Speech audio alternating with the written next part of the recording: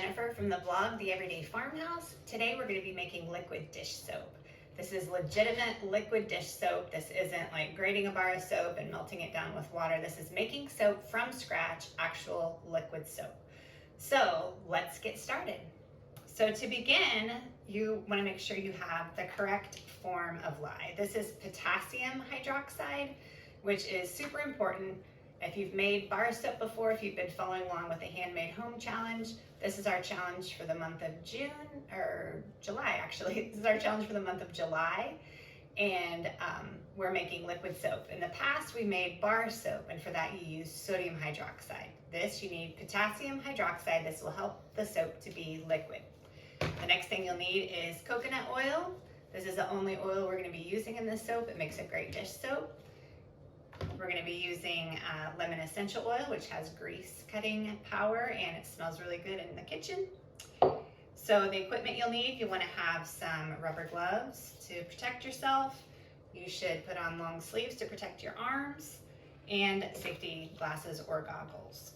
As the other equipment you'll need will be a crock pot and an immersion blender, and then some measuring cups, and a digital scale is super helpful. All right, so now we're gonna get started. This is super simple, and I think you're gonna love making it. All right, so we're gonna get started. I already measured everything out to save you the trouble of watching me try to get it right on the digital scale. And so to start, we're going to, I measured out my coconut oil, and let me tell you the exact amount on that. So that's 17.5 ounces on the coconut oil. And I am just gonna let this melt in the crock pot. I already have it heating. It's set on high right now. And so this is gonna melt quickly. The difference between making liquid soap and bar soap is that the oils and the lye don't have to be, close to the same temperature. You don't have to do any of that. You're gonna heat it up together. This is a hot method rather than what you're used to with bar soap, if you've made that, where that's a cold process. So the next thing we're gonna do, this is the part that might intimidate people, and that's okay. To feel that way about it, it's good to respect this. It is a caustic ingredient. Okay, so I've got my water measured out, and so the water and the potassium hydroxide are actually equivalent amounts. And I'm gonna put my long sleeves on just in case I were to splatter something. So this is gonna behave a little bit differently as well. You wanna pour this in very slowly, and you always remember that you should pour your potassium hydroxide or your sodium hydroxide into the water. Think of snow falling on a lake is the way they say to think of it. And we're just gonna do this bit by bit. I have the window behind me open because this does put off fumes. Another thing that's a little bit different is that this is gonna kind of pop and gurgle and make a little bit of noise. And don't be afraid, it's not gonna explode or anything like that.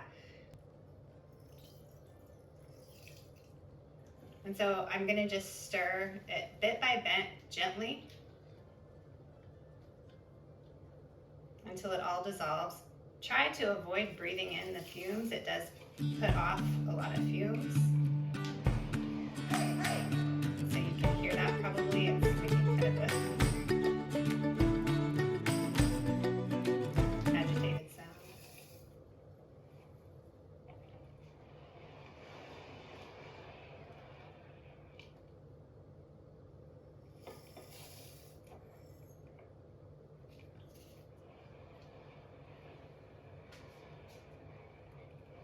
Okay, so now we're going to pour our solution of potassium hydroxide and water, which is made lye, or potash is what it's called. We're gonna pour that into our melted warm coconut oil. The crock pot is on high, so we're gonna pour this in. And when I'm using an immersion blender, I like to kind of tap it and get the bubbles out. I'm just gonna do this on the number 1 setting, and I'm gonna start mixing this. And you're gonna watch for the different stages. If you're used to making bar soap, it comes to what's called trace, where you're able to lift it up and it makes a trace. We're going to a mashed potato stage with this. So this might take a little bit, but if your heat's up high, it won't take too long.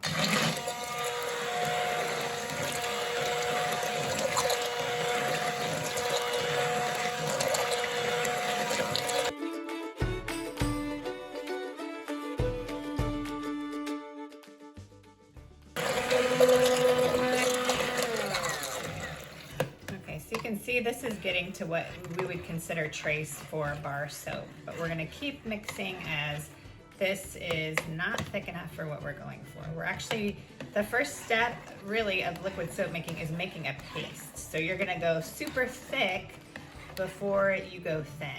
So we'll make a thick soap paste that will cook for a while, and then we'll dilute it with water into a liquid soap.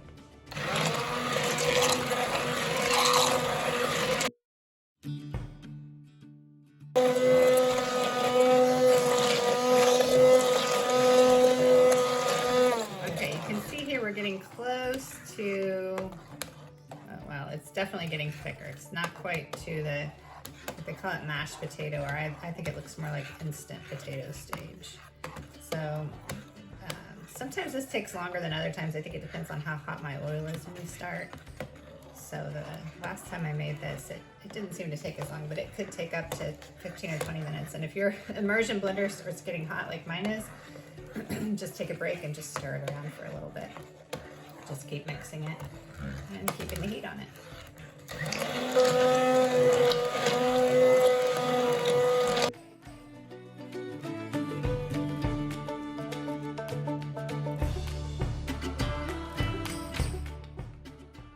Okay, so now we are really to this thick, like instant potato looking stage.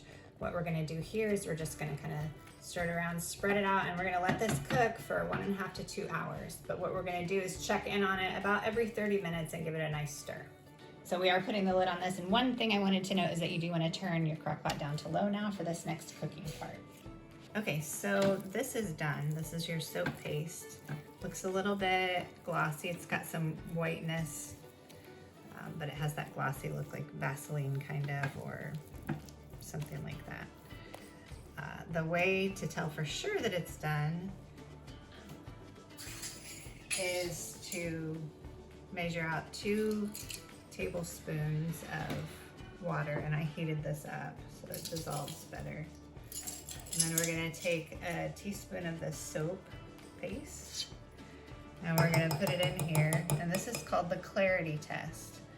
So we're gonna stir this up until it dissolves in the water, and we want it to be clear. You don't want it to be cloudy or milky or white. You want it to be completely clear. And I already did one. To save the trouble of you watching me stir it up, and there's a few bubbles because obviously it's soap. But the way to do a clarity test is to look and see if you can read words through the soap, and it is good to go. So now what we'll do with this is we'll measure out our water and add it to this, and we're gonna let this just dissolve overnight. Okay, so now that we've passed the clarity test, I've heated up 35 ounces of water for dilution. I heat it up just because I don't want to put water into a hot crock pot for fear that it might break. I don't know if it would or not, but I heated it up just in case. I want to take any chances. So this is actually going to take a while to dissolve, and I'm ready to go to bed. So I'm just going to pour this in here, and I'm going to keep it on low, put the lid on it, and this will dissolve, and we will look at it. That will dissolve overnight. We'll look at it in the morning, and then we'll let it cool, and we'll add our essential oil for fragrance and for grease cutting, and then we'll bottle it up. We get all set to go. Okay, it's the next morning, and this has been on low all night, and it's completely dissolved.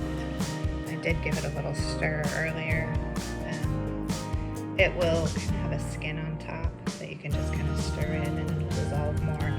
And up on the sides there might be some bits of more solid soap.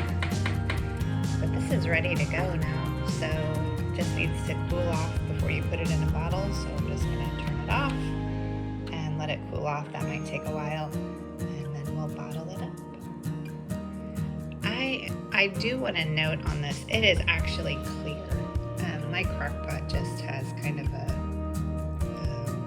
I don't know, burnt look to it, or removed from the heat. So this soap is actually clear. And when we add the lemon oil, it will get slightly cloudy for a little bit, but it'll clear up again. Okay, so that's it. You have made liquid soap. So now it's all cooled. I've let it cool for part of the day. And then you can save bottles. You can put it in mason jars and get little pumpers. I spent way too much money and bought these just because I thought they would be good for being reusable. It definitely added to the cost of the whole project. So I don't know that I would recommend it. It does come with this neat little funnel. Makes it easy to fill. But first I should put in the essential oil. I'm going to use lemon. Just 1.5 ounces to 2 ounces in there. I'm not going to measure an awful lot, but then you just mix this in and it will turn the soap just a little bit cloudy at first, but it will clear back up. And to me, it doesn't matter if it's perfectly clear, but some people, that's an important thing. So also I have a blog post with the full details of this, all the measurements and everything. I'll put it in the description, but also I have a blog post on this with full details on how to make this soap. So just fill your bottles. You could make labels. I might make some labels for these, or you can just leave them plain. And I wouldn't say that there's a cost savings with making your own soap, but there's a satisfaction of knowing that exactly what's in it, and that it's a skill that you know how to make your own dish soap now. So if you have any questions, leave them in the comments, and that's it. You're all set to go.